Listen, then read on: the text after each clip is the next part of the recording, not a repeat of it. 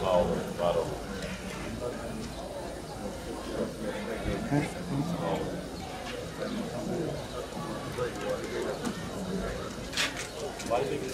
Var ya. Kaymakamda olabilir.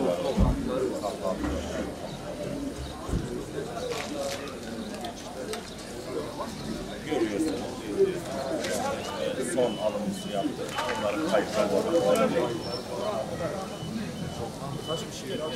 Sayıyorlar arkadaşlar. Sayıyorlar.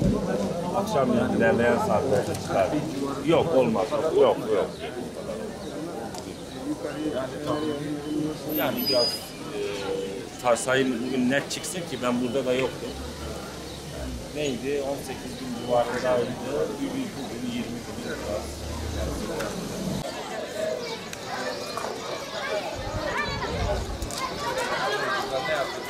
Kayıt altına al. Kayıt altına al.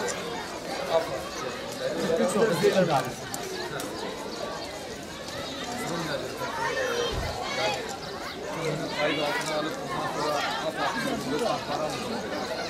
AFAD'ın kartları biraz daha tercih ediyor. Kişiler tercih ederse kartları oynuyorlar. Onun dışında serbest.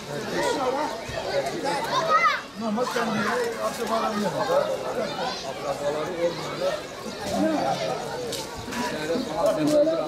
Nereye gidiyor? Aynı çaresine bak deniliyor. Aynen öyle.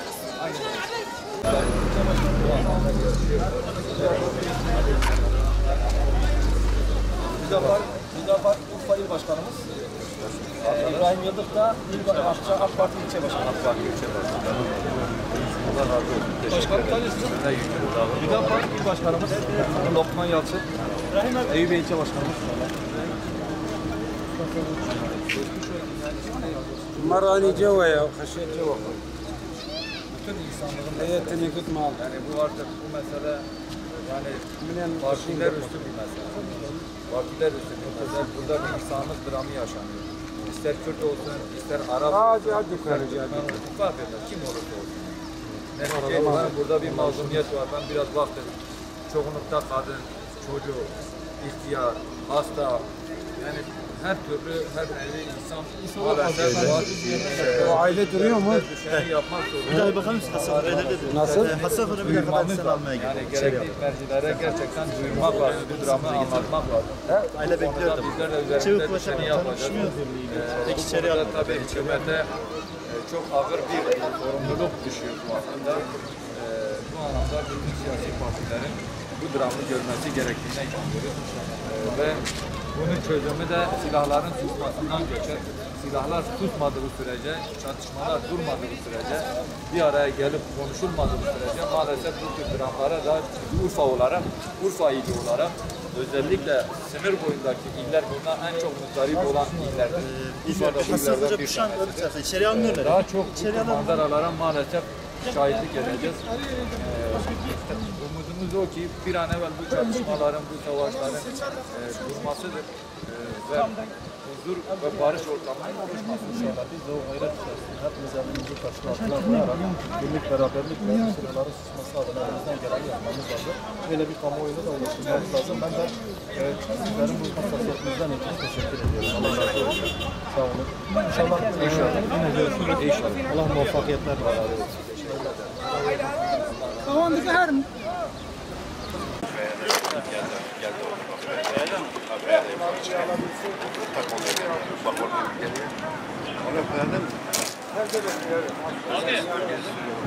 Bunlar geldi. Tam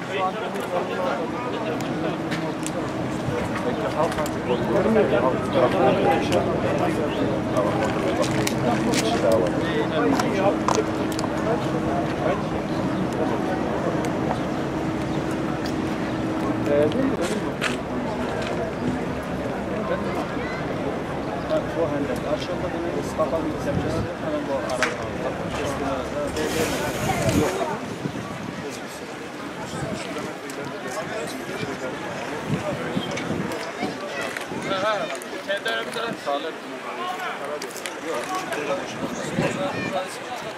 Hüdapar İl Teşkilatı olarak Akçakale İlçe Başkanımız, Eyüpiye İlçe Başkanımız ve parti yönetimindeki arkadaşlarımızla bugün Suriye sınırının sıfır noktasında, Talebya'nın şu anda tam karşısında Akçakale'deki mülteci akının dramını yerinde görmek ve yetkililerle görüşmek üzere buraya geldik. Gördüğümüz manzara gerçekten iç açıcı bir manzara değil. Bir insanlık dramı şu anda burada yaşanıyor. Urfa Valiliği, AFAD yetkilileri, ilçe kaymakamı ellerinden geleni şu anda yapmaktalar. Fakat hükümetin bu göç dalgasının günden güne artacağı yönünde ciddi kaygılar var bu anlamda. Talebya kısmında çatışmalar şu anda devam ediyor. Burada da gördüğümüz kadarıyla gözle görülür şekilde bir çatışma görünüyor buradan. Ve bu çatışmalar devam ettiği sürece maalesef biz özellikle Urfa ili olarak sınır ilçelerimiz ve Urfa olarak bu tür manzaralara çokça şahit olacağız. Silahlar susmadığı sürece bunu Hüdapar olarak yaklaşık 3 yıldır bu Suriye Savaşı başladığından beri bu işin silahla, çatışmayla olmayacağını ve barışın sağlanması için silahların öncelikle susması gerektiğini, bu anlamda daha sonra tarafların bir araya gelip uzlaşıp konuşarak bu meseleyi halletmeleri gerektiği yönünde sürekli telkinlerde bulunduk. Bunu hükümet yetkililerine de iletmiştik. Bu anlamda maalesef 300 binin üzerinde insan hayatına mal oldu ve bugün bu mülteci kardeşlerimiz Talebya'dan buraya sığınırlarken de kendileriyle görüşüp çok sayıda vatandaşın da yolda hayatını kaybetti. Burada sıcaklık 40 derece, çok sayıda çocuk ve kadın olduğunu gördük maalesef.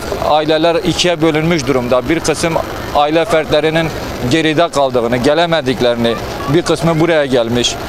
Gelen mültecilerle, AFAD'la yaptığımız görüşmelerde bunların bir kısmının akrabaları tarafından misafir edildiklerini, bir kısmının da Mardin Derik ilçesindeki kamplara gönderildi. Çünkü Akçakale kampı şu anda dolmuş durumdadır. Buraya sığınan kardeşlerimizin tamamının %90'ının Arap vatandaşları olduğu, Arap kardeşlerimiz olduğu görülmektedir. Bunları da Derik kampına gönderiyorlar. Geri kalanların da yine muhtelif şehir merkezinde ve ilçelerde barınmak üzere serbest bırakıldıkları yönünde bilgi aldık.